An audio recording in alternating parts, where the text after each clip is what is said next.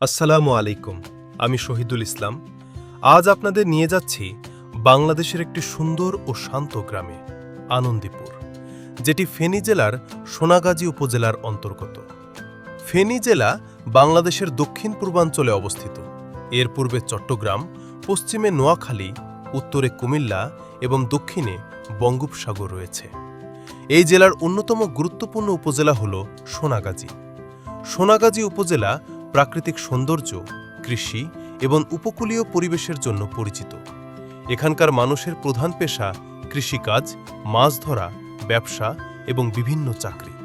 ধান, পাট, শাকসবজি ও নানা ধরনের ফসল এখানে উৎপাদিত হয় এবং মহিলারা নানা ধরনের নকশিকাঁথা ও নানান ধরনের পাটি তৈরি করে থাকেন। এছাড়াও পুরুষরা মাছ ধরার জন্য বাঁশ দিয়ে ছাই, হারং, আন্তা, কোচ ইত্যাদি তৈরি করে মাছ শিকার করে জীবিকা নির্বাহ করেন। উপকূলীয় এলাকায় চিংড়ি ও অন্যান্য মাছের চাষও প্রচলিত। এই উপজেলার একটি সুন্দর গ্রাম হল আনন্দীপুর। গ্রামটি সবুজ শ্যামল প্রকৃতি, খোলা মাঠ, গাছপালা এবং আন্তরিক মানুষের জন্য পরিচিত। গ্রামের মানুষ পরস্পরের সুখ দুঃখে পাশে দাঁড়ায় এবং সামাজিক সম্প্রীতি বজায় রাখে। আনন্দীপুরে শিক্ষা, ধর্মীয় ও সামাজিক কার্যক্রম নিয়মিত পরিচালিত হয়। ঈদ, পহেলা বৈশাখ এবং অন্যান্য জাতীয় ও ধর্মীয় উৎসব যে যার মতো করে উদযাপন করে।